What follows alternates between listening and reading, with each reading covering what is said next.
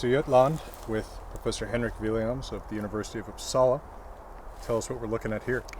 Well, this is to show you that not all runestones are as great as the Rök runestone or the Högby stone that we just saw. We're only like 300 yards away from that great Högby stone, and this is an ancient Viking road that you can see preserved here. It's on a ridge, so that's why they haven't destroyed it or anything. So you can imagine people traveling here and riding past and so forth and looking at these runestones, and there will be two. But the first one here has not received a lot of attention. It could possibly be carved by the same carver, Torkel, as the other one. It's the same head that you can see here, and the rune forms are the same. In this case, it's a woman, Thora, Satti, Stein. She set the stone. This, Tansi, after, S-U-I-N, it says swin. Which would be a swine, right?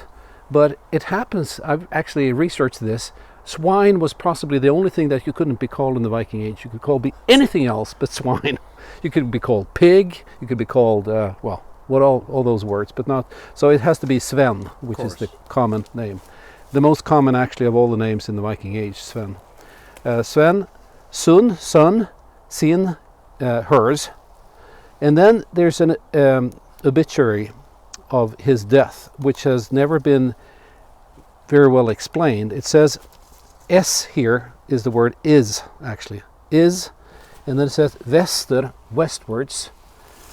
A and on Walu. It seems to be saying is west on Walu, which sounds very strange. I think, without being able to give proper parallels, that this should be translated as remains. Because the only verbs in obituaries that are ever in the present tense would be ligger, lie, because that would not make sense if you put it in the past tense. So this person remains westwards on or at a place called Valu. And a former doctoral student of mine, Dr. Alexandra Petrolevich at Uppsala University, a name scholar, has actually cracked this final thing.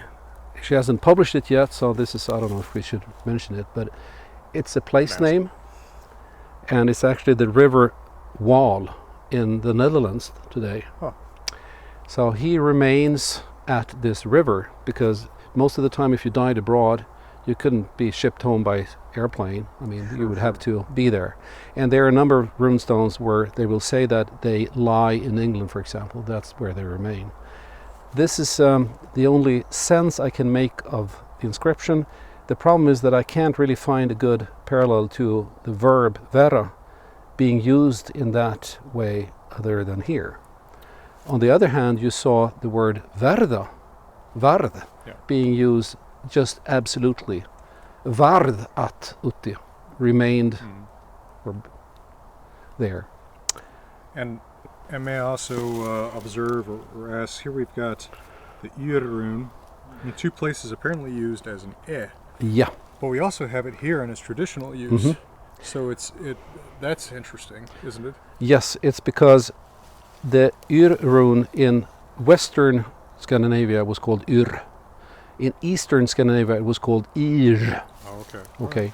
And at the time, the main principle was that you were supposed to use the first sound of the word denoting the rune. For example, fie for F rune, that would stand for F. So this could then be used, but no word can start with a j, the palatal. So they had to use a word that ended with one. But if you use the acrophonic principle, using the first sound, it will then be I, or the I rune rather. So it's but that could be used for ä. So that's why here it's eftir or eftir rather, whereas here it's s and wester. Very interesting. That's the only time I believe I've ever seen that so far. It's quite common in Västergötland, but also occurs here. Very interesting.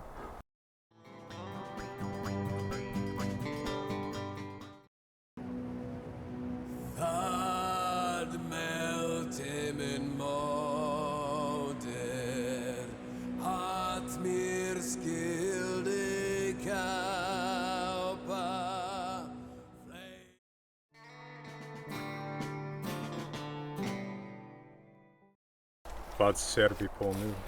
Ja, och här har vi ytterligare en sten här vid den gamla vikingatida vägen. Och den här är inte så märkvärdig förutom en sak som är väldigt speciell. Tyvärr är den skadad här, men det lär ju vara namnet Torkel, så det är ju ristaren som har gjort de andra stenarna som här har rest denna sten efter någon person. Här har vi ju inte, alltså troligen är det han själv som har ristat den, men det är inte de här typiska ormhuvudena eller något sånt där. Men i alla fall, han nämns här. Sen så ser vi inte att det är det vanliga reste denna sten efter, ser vi här. Och sen kommer namnet då, U-I-N-T, Öind. Kanske. Japp. Och sen kommer ett namn till, Tosta son står det. Och det är alltså namnet Toste, så att Tostes son. Så Öind var Tostes son. Och sen står det om då Öind som ägde Högby. Så det är alltså det här stället som nämns på den här stenen. Och en fin stigning här ser ni på K där, Högby. Och jag kan inte tänka mig något häftigare än att bo här på Högby och så har man namnet skrivet på en runsten på marken här, så det är ju helt fantastiskt. Ja. Så just när vi har, alltså när man ska tolka ortnamn så kommer jag alltid gå tillbaka till de äldsta källorna. Och för det mesta är det köpebrev och sånt från medeltiden, men här har vi alltså skrivet i sten från 1000-talet. Det är helt underbart. We're truly fantastic. Henrik? Yes. We'll sign off together. Från vackert Östergötland. Önskar vi er allt det bästa.